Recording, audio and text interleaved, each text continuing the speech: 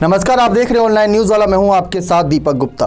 बसपा नेताओं की लगातार बैठक हो रही है। जल्द ही प्रत्याशियों के नामों का ऐलान किया जा सकता है। ना सिर्फ उत्तर प्रदेश बल्कि अलग अलग राज्यों में बसपा अपने कैंडिडेट को नाम का अनाउंसमेंट जल्द ही कर सकती है।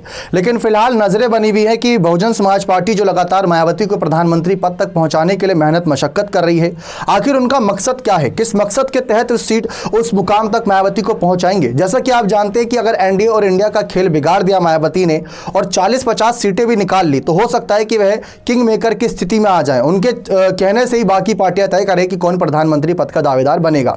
लेकिन फिलहाल उस मुकाम तक पहुंचने के लिए मायावती को हिंदी भाषी राज्यों में अपनी पकड़ को और मजबूत करना होगा, जो कि सबसे बड़े अगर सीटों के मामले में देखा जाए तो बिहार और उत्तर प्रदेश है। इन दोनों ही राज्यों में बसपा हर एक सीट पर अपने प्रत्याशी उतारेगी।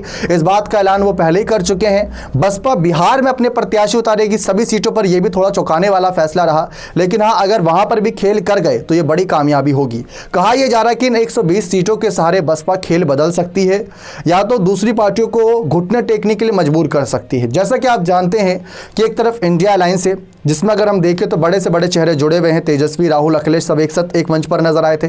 और दूसरी तरफ एनडीए अलायंस है, जिसमें पीएम मोदी के साथ फिर से नीतीश कुमार नजर आ रहे हैं। और उत्तर प्रदेश से भी काफ़ी सारे दल, जिसमें संजय निषाद, अनुप्रिया पटेल, ओपी राजभर की हम बात कर लें, जयंत चौधरी की बात कर लें, ये सब वो नेता हैं जो अपने अपने क्षेत्र में काफ़ी अच्छा प्रभाव रखते हैं। तो एनडीए दल की ताकत काफ़ी मजबूत नजर आ रही है। लेकिन फिलहाल हम बात करें तो बसपा के पास खोने के लिए कुछ नहीं है। और ऐसी स्थिति में जिस पार्टी के पास खोने के लिए कुछ नहीं होता, वह पार्टी सबसे ज़्यादा ताकतवर हो जाती है। और ऐसे में ये पार्टी पूरा खेल ही पलट देती है। इसीलिए कई सारी पार्टियां ऐसी थी जो चाहते थे बसपा हमारे दल में आ जाए। आपको याद होगा कि काफ़ी ऐसे नेता रहे थे जिन्होंने, रामदास अठवले की बात कर ले या बीजेपी के ही कुछ नेताओं की बात कर ले, उन्होंने कहा था कि बसपा को हमारे साथ आ जाना चाहिए। इंडिया अलायंस के कुछ नेताओं ने कहा कि बसपा को हमारे साथ आ जाना चाहिए। लेकिन मायावती ने अपने सिद्धांतों के साथ कोई भी सौदा नहीं किया, वह किसी भी दल के साथ नहीं गई। लेकिन यही 120 सीटें हैं जो पूरा खेल बदल सकती हैं, या तो खेल बिगाड़ सकती हैं या बदल सकती हैं।